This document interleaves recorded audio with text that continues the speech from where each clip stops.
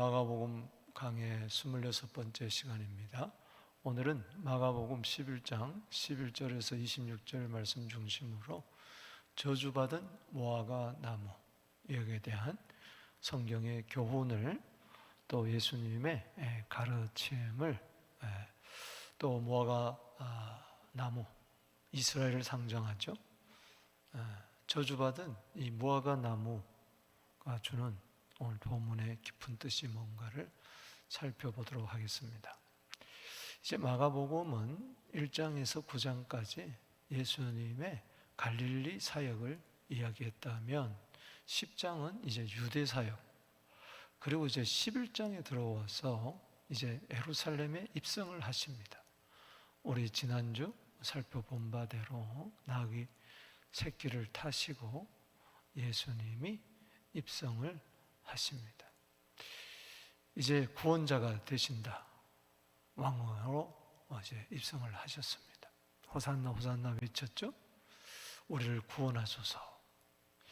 이게 이제 15장까지 예루살렘 성문 밖에서 이제 죽으시고 16장은 이제 부활하고 이제 승천하시면서 마지막 단물을 또 승천하신 주님이 성령과 더불어 함께 역사하시는 걸로 이제 끝이 나는데 이 11장에 예루살렘에 이제 들어오셨어요. 오늘 본문은 이제 주로 월요일 사건을 이야기하고 있습니다.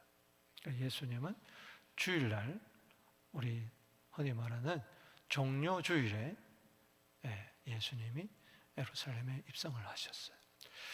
그때 중요한 것은 이제 월요일날 아침에 이제 예수님은 베다니에서 주무시고 다시 예루살렘으로 들어오는 길목에 아침에 시장길을 느끼셔서 멀리서 이렇게 보니까 무화과 나무가 있는데 잎이 무성한 겁니다.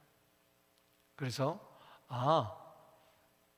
무화과 나무의 열매를 먹고 좀 허기를 잠재워야 되겠다 이렇게 생각하시고 가까이 와서 보니까 열매는 하나도 없는 거예요. 잎만 무성한 겁니다. 그런데 예수님께서는 그때가 아직 무화과 철이 아닌데 때가 아닌데도 그 나무에 대해서 저주를 합니다. 앞으로 영원토록 열매를 맺지 못할 것이다. 그 말씀을 하시고 이제 예루살렘 성으로 들어가서 성전 안에서 다니시면서 보시다가 그 당시는 이제 유월절을 지키러 사람들이 막 예루살렘에 모여들고 성전에 모여들 때 바깥들에서 특별히 환전상들 또 양 비둘기 파는 이런 장사치들이 많았습니다. 예수님은 상을 둘러보시고 성전을 청결케 하는 정화 작업을 하시죠. 그리고 나오시는데 보니까 아침에 무화과 나무에 대해서 영원토록 열매를 맺지 못할 것이라 그렇게 저주했는데 그 저주한 대로 뿌리채 말라버려서 완전히 그냥 형편없이 됐어요. 그야말로 저주받은 무화과 나무가 된 거예요. 이것이 우리에게 주는 교훈이 뭔가? 우리 성전 정화 또 성전 청결은 주님이 만민이 기도한 집으로 만드시려고 했구나 이렇게 쉽게 이해가 되는데 때가 되지 않았는데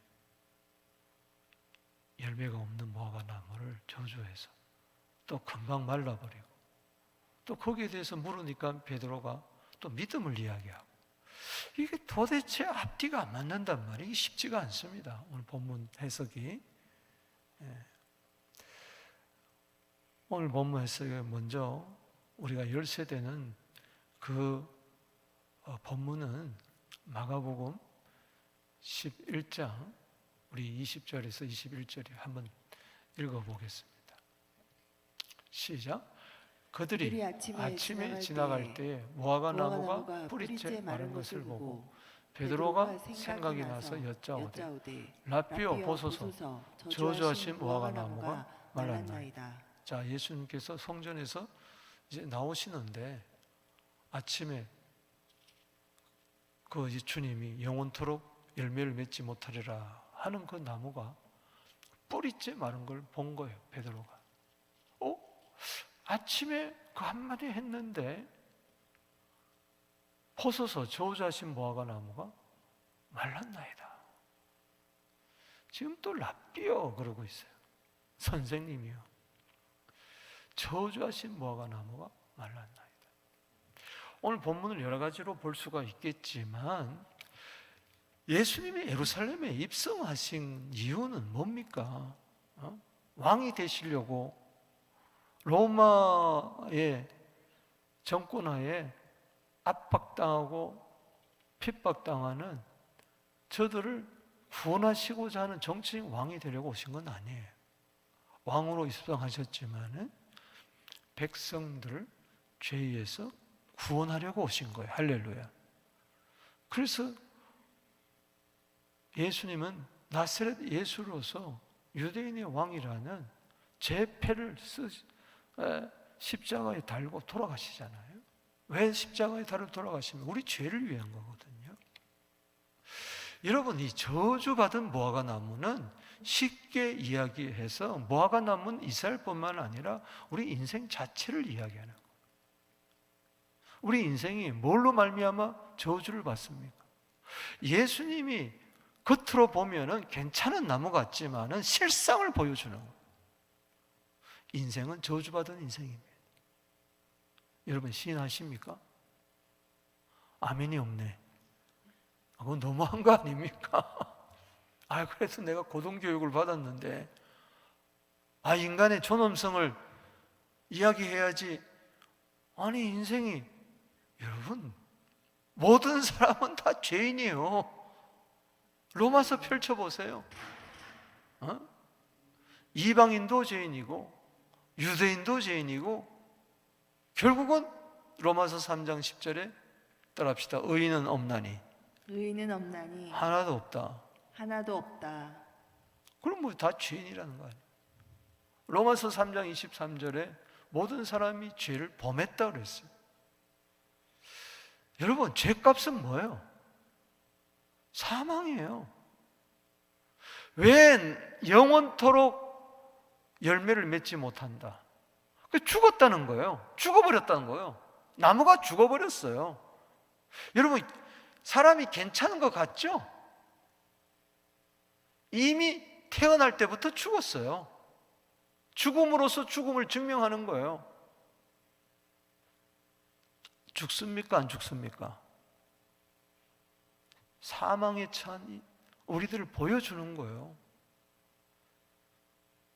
여러분 왜 심판받죠? 심판이란 건 저주 아니겠습니까? 저주하고 형벌하고 심판하고 다릅니까? 심판은 조금 고상한 것 같고 저주는 조금 무서운 것 같아요. 따라합시다. 저주나 형벌이나 심판이나 똑같은 거다. 같다. 아멘이십니까?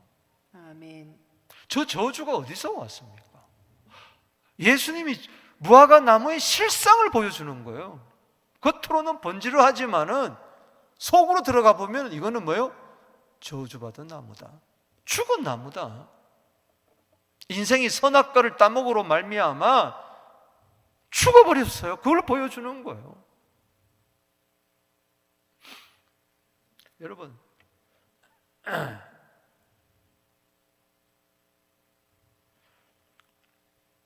다니엘서 9장 11절 말씀에 보면 이런 말씀이 있습니다. 다니엘이 주여 주여 주여 기도하면서 그 전에 이런 기도를 합니다. 읽어보겠습니다. 시작. 온 이스라엘이 주의 율법을 범하고 치우쳐가서 주의 목소리를 듣지 아니하였으므로 이 저주가 우리에게 내렸으되 곧 하나님의 종 모세 율법에 기록된 맹세대로 되었으니 이는 우리가 주께 뭐요? 범죄하였습니다. 신명기 28장에 순종하면 모든 복이 임하지만 하나님 말씀대로 명령대로 행하지 않으면 뭐예요? 모든 저주가 임한다. 그걸 이야기하잖아요. 저주가 어디서 오는 겁니까? 범죄했기 때문에 온 거예요. 그 범죄는 뭡니까? 순종하지 않는 거예요. 처음 죄가 어디서 왔습니까? 선악을 알게 하는 나무 먹지 말라, 생명나무 먹으라 그랬는데도 굳이 생명나무는 안 먹고 뭘 먹었습니까? 선악과. 그거 먹으면은 불순종해서 저주받는 거예요. 그래서 창세기 3장 17절에 땅이 너로 말미암아 뭘 받았다? 저주받은 거. 그래서 우리는 무화과 나무가 예수님이 저주해서 말른 게 아니고 저주받은 무화과 나무임을 드러낸 것이에요. 아멘이십니까? 아멘. 그걸 드러낸 거예요. 주님이 오셔서 빛이니까, 선포를 하니까 그냥 어둠이 확 드러나 버린 거예요. 사망이 드러난 겁니다. 저주가 드러난 거예요. 그러면서 오늘 본문 말씀에 저 저주가 범죄해서 그런데 특별히 이스라엘의 그 범죄가 뭐냐? 이스라엘이 법 없는 사람들의, 이방인의 손을 빌려서 예수를 십자가에 못 박아 버리잖아요. 그래서 오늘 본문 말씀은 저주받은 무화과 나무가 죄인을 나타내는 거예요. 죄에서 저주가 온 거예요. 심판이 온 거예요. 그래서 오늘 본문 말씀에 크게 세 가지 죄가 있습니다. 이게 저주받은 무화과 나무가 주는 교훈이에요. 먼저 첫 번째는 무슨 죄냐? 따라합시다. 외식의 죄. 외식의 죄. 위선의 죄라는 겁니다. 읽어보십시다. 시작. 예수께서 예루살렘에 이르러 성전에 들어가사 모든 것을 둘러보시고 때가 이미 저물매 12제자를 데리고 베다니에서 나가시니라. 자, 이게 주일날 이 사건입니다. 그러고 나서 12절 시작. 이튿날 그들이 베다니에서 나왔을 때 예수께서 시장하신지라. 자, 베다니에서 주무시고 이제 제자들과 함께 월요일 날 아침에 나오신 거예요. 이제 다시 성전으로 가시려고 예루살렘으로 들어오셨어요. 따라합시다. 예수께서 시장하신지라. 이 소원이에요. 예수님의 뜻이에요. 예수님의 바람이에요. 불타는 소원을 이야기하는 겁니다. 예수님은 무화과 나무를 통해서 열매를 이야기하는데 이미 알았어요. 근데 예수님의 원래 뜻을 이야기하는 거야. 예수님의 뜻은 하나님의 뜻입니다. 생명의 열매를 맺기를 원하는 것이. 자, 13절 읽어보십시다. 시작. 멀리서 잎사귀 한 무화과 나무를 보시고 혹 그 나무에 무엇일까 하여 가시고. 따라합시다. 여기서 중요한 것은 따라합시다. 멀리서. 그러니까는 멀리서 이렇게 보니까는 잎사귀가 있는, 여기 잎사귀라는 말은 아주 풍성한 뜻을 말하는 겁니다. 그러니까 잎사귀가 뭐예요? 아주 우거졌다는 거예요. 막 푸른 잎사귀가 가득한 나무예요. 자, 그러면 거기에 열매가 있어야 돼요? 없어야 돼요? 열매가 당연히 있어야죠. 그래서 그 나무에 무엇이 있을까? 즉 열매가 있을까 하고 가셨더니, 가서 보신 즉 가까이 와서 보니까 잎사귀 외에요, 무성한 잎사귀 외에는 뭐예요? 아무 열매가 없는 거예요. 여러분, 무화과 나무라는 것은요, 열매 없으면 무화과잖아요. 무는 뭐예요? 없다는 거예요. 화는 뭐예요? 꽃이 없다는 거예요. 과, 열매예요. 무화과 나무의 존재성은 꽃이 있는 것도 아니에요. 잎에 있는 것도 아니에요. 열매에 있는 거예요. 열매. 근데 잎사귀 외에는 아무것도 없어요. 이게 바로 뭐예요? 겉하고 속하고 다르다는 거예요. 겉으로는 번지르한데 속에 들어가 보면은 실상은 뭐예요? 아무것도 없는 거예요. nothing. 예수께서 나무에게, 자 14절 시작. 예수께서 나무에게 말씀하였으니 이르시되 이제부터 영원토록 사람이 내게서 열매를 따먹지 못하리라 하시니 신이 제자들이 이를 이를 듣더라. 이 나무의 실상을 이야기하는 겁니다. 자, 열매를 따먹지 못한다는 것은 나무가 죽은 거나 마찬가지. 살았다는 이름은 가졌으나 사대교회처럼 뭐요? 실상은 뭐요? 죽은 거예요. 저 사망에 처한 나무를 말하는 거예요. 죄값으로 말미암아 죄의 삭은 사망이에요.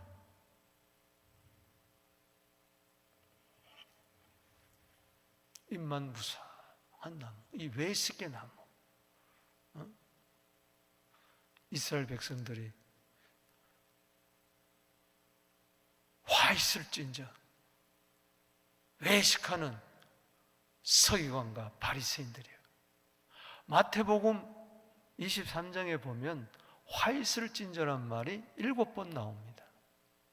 그리고 화 있을진저, 따라합시다. 화 있을진저, 화 있을진저 외식하는 서기관과 바리새인들이요. 바리새인들이요. 이게 7번이나 나오고, 6번이나 나오고 있어요. 화 있을진저, 화. 우리가 보통 마태복음 23장은 이제 화의 장 7번. 그런데 화 있을진저 외식하는 서기관과 바리새인들이에요. 거기 보면 겉과 속이 다르다는 것을 계속 이야기를 하고 있어요. 여기 13절에 잎사귀 외에는 아무것도 없더라. 우리가 너무 겉모습만 화려해요. 오늘날 교회가 껍데기밖에 화려한 게 없어요. 속빈강정이에요. 외식주의로 흐릅니다. 퍼포먼스는 잘합니다. 사람들 보기에 화려한 성전을 짓고 프로그램도 다양한데 성도들이 세상에 나가서 열매를 맺지를 못하는 거예요. 주님의 뜻을 이루지를 못하는 거예요. 따라합시다. 입만 무성한 외식하는 나무. 이름만 그리스도인이지 유명무실하다. 이름은 있는데 실은 열매가 하나도 없다. 자, 보세요. 이는 무화과 때가 아님이라. 그래서 헷갈리는데 뭐 헷갈릴 거 없어요. 문자적으로 해석한다면은 무화과 나무는요 2번 열매가 맺어요. 하나는 작은 열매를 맺습니다. 그것도 먹을 수 있어요. 근데 무화과 나무 잎이 저 정도 되면은 작은 열매라도 있어야 되는 거예요. 그리고 여기 때라는 것은 앞으로 작은 열매를 맺을 때 큰 열매를 맺는다는 거예요. 그럼 작은 열매라도 예수님의 허기를 채워줘야 되는데 잎만 무성한 거, 그게 문자적인 뜻이고, 저걸 외식에 비추어서 해석한다면은 마치 무화과 때가 된 것처럼 열매를 맺는 것처럼 막 입만 무성했다는 외식을 강조한다는 겁니다. 사람이 내게서 열매를 따먹지 못하리라. 이거는 영원한 사망에 찬 우리 인생의 모습을 이야기해 주고 있는 겁니다. 열매가 없어서 저주받은 게 아니라 저주받았기 때문에 뭐예요? 열매가 없는 거예요. 선한 열매가 하나도 없어요. 의의 열매가 하나도 없어요. 업적은 있을지라도 하나님이 기뻐하시는 열매는, 원하는 열매는 아무것도 없다는 거예요. 여러분, 마태복음 23장 28절 말씀 보십시다. 시작. 이와 같이 너희도 겉으로는 사람에게 옳게 보이되 안으로는 외식과 불법이 가도다. 겉만 옳게 보이지 누구에게 옳게 보여요? 사람에게 보이려고. 우리는 하나님 앞에서 하나님의 눈 아래에서 살아야 될 줄로 믿습니다. 아멘.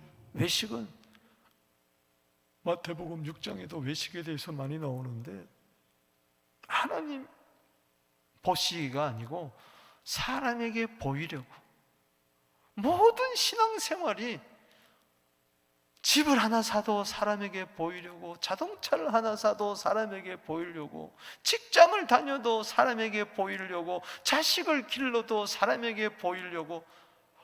사람에게 잘 보여서 뭐 할 겁니까? 이 체면, 이게 문제예요. 제가 체면 차리지 말라는 게 아니에요. 이게 지나친 거예요. 지나친 거예요.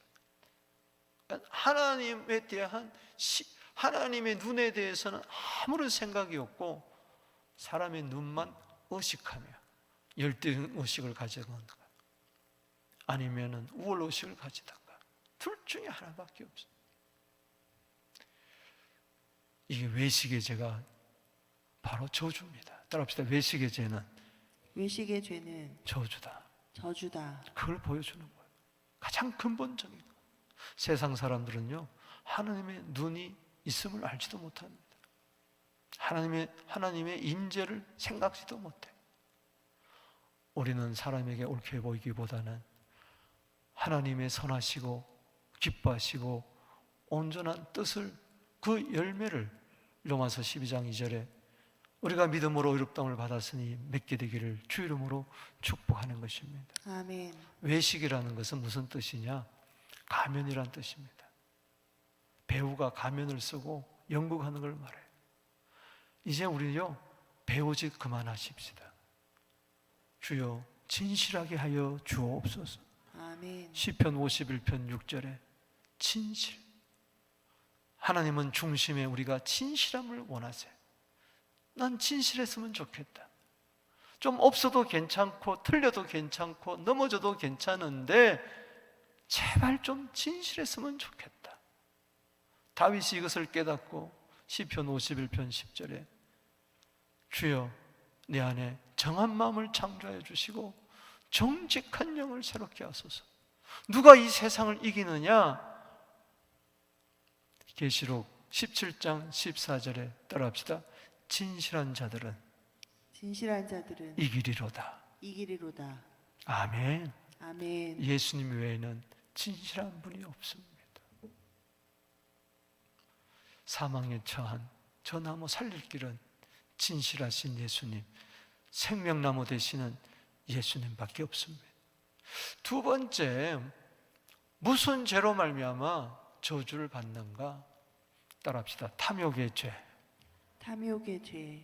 그걸 보여주는 거예요.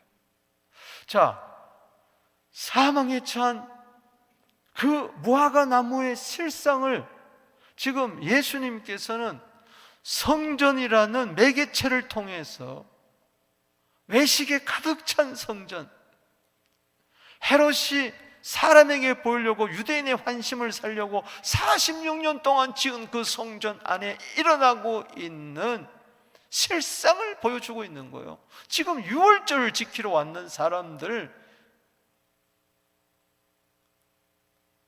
그들이 마치 열매 없는 무화과 나무, 죽은 무화과 나무, 저주받은 무화과 나무 같다는 거예요. 오늘날 교회의 모습을 한번 우리가 살펴봐야 돼요. 성도들의 모습, 아니 나의 모습을 살펴봐야 되고, 목사들의 모습을 살펴봐야 되고, 종교 지도자들, 위선자들의, 사람만 많이 모이면 그만이고, 재정만 많아지면 그만이고, 시골 교회는 다 죽어가고 농촌 교회는 다 죽어가는데도 그냥 거치로만 조금 하는 거고, 선교도 하고 구제도 하지만은, 그러나 보이려고 우리는 얼마 했다, 뭐 했다 이런 게 아니라 정말 낮은 곳에서 섬기는 그 모습이 없다는 것이죠. 주님 보시기에 기뻐한 열매가 과연 얼마나 있겠는가. 뭐 어느 선교단체 돕는다 그러면요, 어느 구제단체에서 돕는다면 그 사람 오라 그래가지고 꼭 사회 사는 거 그대로 해요. 이만한 수표를 크게 만들어가지고 거기에 1억 동그라미 뺑뺑뺑뺑 쳐가지고 그거 죽고 사진 찍고, 이게 교회 안에서 일어나는 일이란 말이에요. 오른손이 하는 거 왼손이 모르게 하라고 그랬는데, 우리가 교회를 비난하자는 게 아니에요. 저 모습이 2000년 전에도 있었다는 이야기죠. 자, 읽어보겠습니다. 시작. 그들이 예루살렘에 들어가니라. 예수께서 성전에 들어가사 성전 안에서 매매하는 자들을 내쫓으시며 돈 바꾸는 자들의 상과 비둘기 파는 자들의 의자를 둘러엎으시며 아무나 물건을 가지고 성전 안으로 지나다님을 허락하지 아니하시고. 그 당시 절기를 지키러 오려면은 막 곳에서 옵니다. 온 가족이, 동네 사람들과 이제 절기를 지키려면 절기는 반드시 제물이 있어야 돼요. 양, 소, 돈 있는 사람은 소, 또 고문 사람은 양. 그것도 없는 사람은 뭐예요? 비둘기. 여기 보면은 비둘기 파는 자들의 의자를, 비둘기는 가장 가난한 사람들이 거기 와서 비둘기를 사는데, 예를 든다면 먼 곳에서 비둘기 들고 오다가 휙 날아가 버리면 어떻게 해요? 그 쉽지가 않습니다. 일주일, 2주일 막 걸려서 터벅터벅 걸어와가지고 비둘기 가져왔는데 휙 날아가면 안 되니까 성전 그 뜰에서 비둘기를 사는 거예요. 그러면 그걸 10배, 20배 이렇게 폭리를 취하는 거예요. 장사치들이 하는 게 들긴 드려야 되는데 아무리 비싸도 사야 되는 거예요. 가난한 자들이 그 피를 빨아먹는 거예요. 그럼 그 장사하는 사람들은 어디서 허락을 받느냐? 대상들, 종교주의자들, 이런 사람들 허락받아가지고 커미션을 주고 7대3 이렇게 나눠가지고 하는 거예요. 그 돈이 전부 다 개인으로 착복하는 거예요. 성전으로 타는 것도 아니에요. 대상들, 재상들, 서기관들, 이런 식으로 종교주의자들 다 가버리는 거예요. 그러면서 예배 드리면서 6월절 예배를 드려요. 택도 없는 거죠. 속에는 탐욕이 가득한 거예요. 돈 바꾸는 자들의 상, 따라합시다. 돈 바꾸는 자들의 상.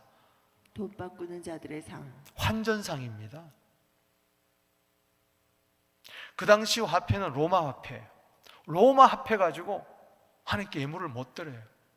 그리고 성전에 들어갈 때는 반드시 성인들은 성소의 세계를 드려야 돼요. 그럼 로마 화폐를 가지고 성소의 세계로 뭐요?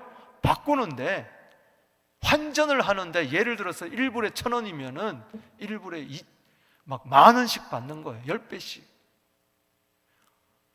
그럼 그 돈이 다 어디로 들어가는 거예요? 일부는 환전상, 많은 부분이 뭐예요? 제사장, 대상으로 들어가는 거예요. 종교주의자들이 들어가는 거예요. 주님이 그걸 아시고 성전 안에서 매매하는 자들 내쫓고 돈 많은 상과 비둘기산을 엎어버렸어요. 여러분, 탐욕의 영은 교회에서 떠나갈지어다. 할렐루야. 아멘. 여기서 저주가 오는 거예요. 그래서 무화과 나무의 실상을 보여주는 거예요. 사망에 처한, 저주에 처한 그것을 성전 안에 탐욕이 조금도 들어오지 못하게 하시고, 서부교회 탐욕의 영은 떠나갈지어다. 아멘. 만몬은 떠나갈지어다. 아멘. 아멘이십니까? 아멘. 은과 금은 하나님 손에 있는 것이지 욕심 부린다고 되는 게 아니에요. 욕심이 잉태한 즉 죄를 낳고 죄가 장성한 즉 사망을 낳는 거예요. 야고보 1장 15절 말씀처럼. 누가복음 12장 15절에 삼가 탐심을 물려쳐라. 사람의 생명이 그 소유에 넉넉함이 있지 않냐. 이 탐심 때문에 돈을 사랑하는 것이 일만하게 뿌리가 되어서 믿음에 떠나서 자기를 근심으로 자기를 찌르는 경우가 디모데전서 6장 10절에 얼마나 많은가. 하나님과 재물을 겸하여 섬길 수가 없는데 저들은 그런 거야. 오히려 하나님보다 재물을 더 섬겼다. 17절 읽어보십시오. 시작. 이에 가르쳐 이르시되 기록된 바 내 집은 만민이 기도하는 집이라 칭함을 받으자. 너희는 강도의 소굴을 만들었도다. 따라합시다. 기도하는 집이 강도의 소굴이 되다. 강도의 소굴이 되다. 강도는요, 요한복음 10장 10절에 도둑질하고 죽이고 멸망시킨다 그랬어요. 저 탐욕의 영 뒤에는 강도의 영이 뒤에 그냥 성전이 그냥 강도 떼들로 우글우글한 거예요. 영적으로 보면은 막 귀신들로 가득가득 찬 거예요. 그러니 교회가 기도해요, 안 해요? 안 하는 거죠. 화요일날 중보기도에 감사해요. 그냥 하늘이 떠나갈 듯이 기도하니 얼마나 감사해요. 서부장로교회는 만민이 기도하는 집이 되게 하여 주옵소서. 아멘. 이사야 56장 7절 말씀을 인용한 거죠. 18절 읽어봅니다. 시작. 대제사장들과 서기관들이 듣고 예수를 어떻게 죽일까 묻게 하니 이는 무리가 다 그의 교훈을 놀랍게 여김으로 그를 두려워하밀러라. 이 대제사장들, 서기관들 자기 돈벌이 못하게 생겼으니까, 자기들 보고 강도라 그랬으니까. 그러니까 교회 안에 탐욕의 영, 강도의 영, 살인의 영, 예수 그리스도를 대적하는, 예수가 왕으로 오셨지만, 메시아로 왔었지만 저들은 안 믿었어요. 너무나 안타까운 거죠. 그래서 이 탐욕의 죄, 탐심의 죄. 마태복음 23장 25절입니다. 시작. 화 있을진저 외식하는 서기관들과 바리새인들이여 장과 대접의 것은 깨끗이 하되 그 안에는 뭐요? 탐욕과 방탕으로 가득하게 한다. 뭐 대상 머리 쓰고 의복 입고 뭐 화려하고 뭐 우린과 돈입 넣고 뭐 거룩하다 제사를 집전하면서 하지만은 속에는 탐욕과 방탕으로 가득하니 이거는 저주받은 무화과 나무라는 겁니다. 그 당시 종교주의자들 실상을 저주받은 무화과 나무를 통하여 드러내는 것이죠. 우리는 경각심을 받아야 될 줄로 믿습니다. 교회가 부흥할수록, 성장할수록 삼가 조심해야 되는 거예요. 유럽의 교회를 우리는 전철을 따라가서는 안 된다. 자, 세 번째, 무슨 죄? 따라합시다. 불신의 죄. 불신의 죄. 자, 이제 성전에서 나와서 다시 지나갑니다. 시작.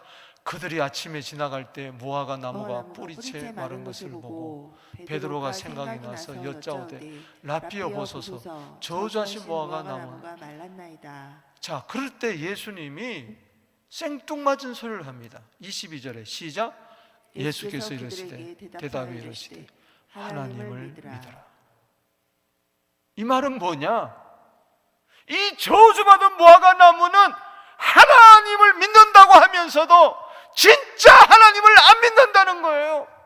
하나님을 믿었다면 나를 믿었을 것이니라. 요한복음 14장 1절 말씀에 하나님을 믿으니 또 나를 믿어라. 하나님 아버지를 믿었다면 그의 보내신 자 아들 예수 그리스도를 믿을 수밖에 없는데, 이 외식하는 서기관과 바리새인들 대상은 탐욕의 영에 가득 찼지 마음속에는 믿음이 없었다는 거예요. 그래서 너희들은 저주받은 무화과 나무가 되지 마라. 하나님을 믿어라. 할렐루야. 저주받은 무화과 나무는 하나님을 믿지 못하는 불신의 나무를 이야기합니다. 아멘. 아멘. 로마서 14장 23절 보십시다. 시작. 의심하고 먹는 자는 정죄되었나니 이는 믿음을 따라 하지 아니했기 때문에 믿음을 따라 하지 않는 것은 다 뭐요? 죄니라. 쉽게 적용한다면 믿음으로 행치 않는 것은 다 죄입니다. 죄가 뭐예요? 안 믿는 게 죄예요. 성령이 오셔서 죄를 깨닫게 하는데 그 중에 하나는 예수님을 믿지 아니하고 하나님을 믿지 않는 것이, 그게 죄라고 이야기했어요. 세상 사람들은 그런 의미에서 저주받은 무화과 나무예요. 살 길은 믿는 것밖에 없는데 하나님을 안 믿어요. 예수를 안 믿어요. 너무 안타까운 거죠. 계속해서 마가복음 11장 20 읽어봅니다. 3절 시작. 내가 진실로 너희에게 이르노니 누구든지 이 산더러 들려 바다에 던져지라 하면 그 말은 이룰 줄 믿고 마음에 의심치 아니하면 그대로 되리라. 그러므로 내가 너희에게 말하노니 무엇든지 기도하고 구하는 것은 받은 줄로 믿어라. 그리하면 너희에게 그대로 되리라. 만민이 기도하는 집은 믿음의 집입니다. 할렐루야. 아멘. 믿음의 가장 확실한 증표는 뭐냐? 기도하는 겁니다. 할렐루야. 아멘. 하나님이 내 기도 듣는 것을 믿습니까? 아멘. 외식하는 자들요, 기도하긴 해요. 그러나 마태복음 6장 5절에 사람에게 보이려고 외식으로 길게 기도하는 자라. 마가복음 12장 30절에 외식으로 길게 기도하면서 과부의 모든 가사는 다 삼키는 자들이다. 그런 기도하지 마라. 확실하게 하나님을 믿고 기도해라. 할렐루야. 아멘. 그러면 이루어진다. 할렐루야. 아멘.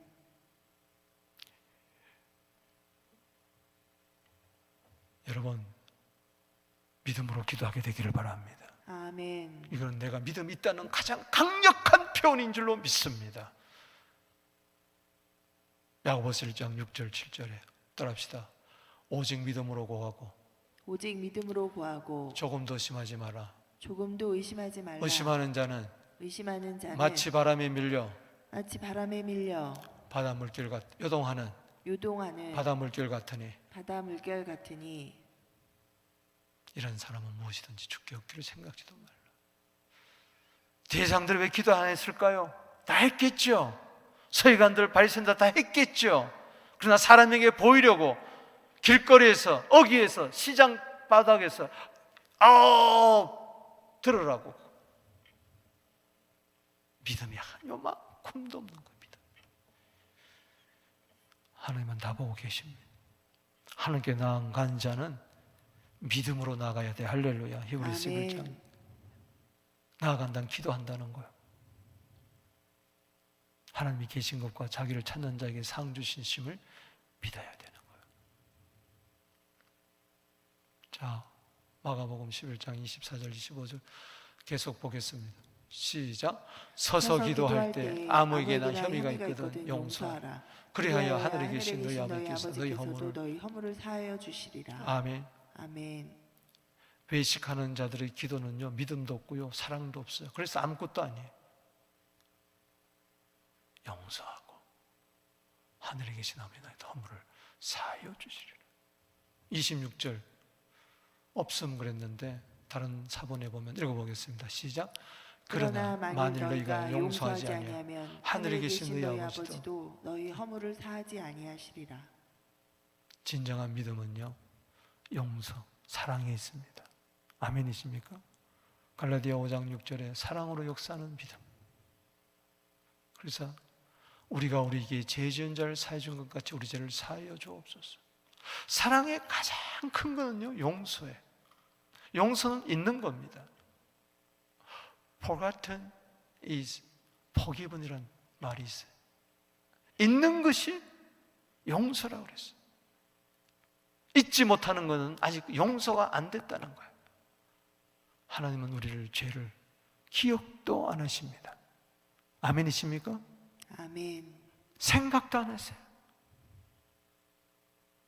고매를 처녀처럼 여긴다고 그랬어요. 그러나 우리는 잊지를 못해요. 그러니 용서를 하지 못해요. 즉 사랑으로 역사하는 믿음이 없다는 거예요. 그러니까 우리 기도는 정욕으로 쓰려고 잘못 구할 때가 많다는 이야기인 것입니다. 사랑하는 성도 여러분, 골로새서 3장 13절 14절 다 같이 읽겠습니다. 시작. 누가 누구에게 불만이 있거든 서로 용납하여 피차 용서하되 주께서 너를 용서한 것 같이 너희도 그리하여 이 모든 것을 사랑을 다하라. 이는 온전하게 맺는 띠니라. 원래는 우린 저게 없었어요. 저주받은 나무라서, 죽은 나무라서, 사망에 처한 나무라서 사랑이 없었어요. 용서가 없었어요.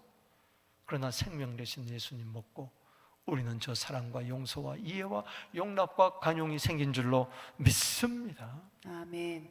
믿음의 기도, 사랑의 기도, 용서의 기도를 하는 우리 모두 되기를 주 이름으로 축복합니다. 아멘. 자, 다시 주제로 돌아가서 이제 결론을 내리겠습니다. 오늘 마가복음 11장 21절 다시 한번 읽어보겠습니다. 시작. 베드로가 생각이 나서 여짜오되 라삐여 보소서 저주하신 무화과 나무가 말랐나이다. 잘 들으세요. 예수님이 지금 오늘이 월요일입니다. 화요일, 수요일, 목요일, 금요일 이제 며칠 있으면 십자가에 달려 돌아간 날이에요. 얼마 안 남았어요. 누구를 위해서 십자가에 달려 돌아갔습니까? 바로 저 저주받은 무화과 나무. 저거 살리려고 저주받은 무화과 나무를 열매 맺는 무화과 나무로, 사망에 처한 무화과 나무를 생명의 열매를 맺는 나무로, 선악과 나무를 생명의 나무로 먹으려고. 할렐루야. 아멘. 주님이 이제 죽겠다는 이야기를 해주는 거예요. 저게 열매 맺지 못하면 저주받는다 그 이야기가 아니라 저주받은 무화과 나무를 위해서 내가 저주받겠다, 십자가 지겠다. 아멘. 아멘. 이게 갈라디아 3장 13절 읽어보겠습니다. 시작. 그리스도께서 우리를 위하여 저주를 받은 바 되사.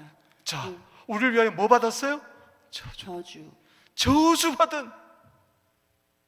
오늘은 세 가지 죄를 여기서 이야기했지만 이 죄의 뿌리죠. 외식과 불법, 이 탐욕과 불신과 이 모든 죄값 형벌을 받으사 율법의 저주에서 우리를 율법대로 지키자면 저주받는데 그 모든 저주를 속량하셨으니 기록된 바 나무에 달린 자마다 저주 아래 있는 자라.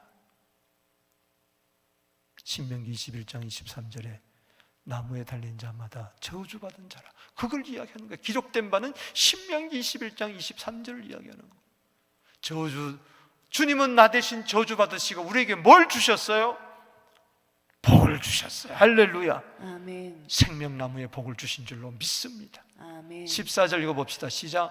이는 그리스도 예수 안에서 아브라함의 복이 이방인에게 미치게 하고 또 우리로 하여금 믿음으로 말미암아 성령의 약속을 받게 하려 함이라. 다 멀리 내다보면은 저주는 지옥입니다. 마태복음 25장 41절에 마태복음 25장 41절에 왼편에 있는 자들에게 저주받은 자들아, 따라합시다. 저주받은 자들아, 저주받은 자들아, 마귀와 그 사자들을 위하여 예비된 영영한 불에 들어가라. 우리는 그래야 되는데 그 저주 예수님이 대신 지신 거예요. 계시록 22장 3절에 천국에는, 예루살렘 성에는 저주가 다시 있지 아니하리라. 그곳에는요 저주받은 자는 못 들어갑니다. 예수 믿어. 갈라디아 3장 13절 14절을 저겐 예수 믿어. 예수님은 내 죄값을 지시고 저주받으셔서 나에게 믿음의 복, 영생의 복, 천국의 복을 허락하셨다. 할렐루야. 아멘. 이자만이 들어갈 줄로 믿습니다. 말씀을 맺습니다. 저주받은 무화과 나무에서 교훈받는 거 이겁니다. 결론을 내리면 이겁니다. 시작. 예수님은 나무 십자가에서 저주받을 우리 대신 외식과 탐욕과 불신의 죄를 지시고 저주받으사 죽으셨다. 그리고 사흘 만에 부활하시고 영생의 복을 허락하셨다. 이왕이면 칸을 좀 맞춰주세요. 다시 한번 읽어보겠습니다. 시작. 예수님은 나무 십자가에서 저주받을 우리 대신 외식, 탐욕, 불신의 죄를 지시고 저주받으사 죽으셨다. 사흘 만에 부활하시고 영생의 복을 허락하셨다. 예수님 너무 고맙습니다. 예수님이 마태복음 27장, 자 마지막 찬송 부르겠습니다. 마태복음 10장 46절에 엘리라베 사박다니 왜 나를 버리셨나이까? 저주받아서 버림받은 바 된 거예요. 우리에게 복을 주시는 감사하십니까? 우리 찬송 부르면서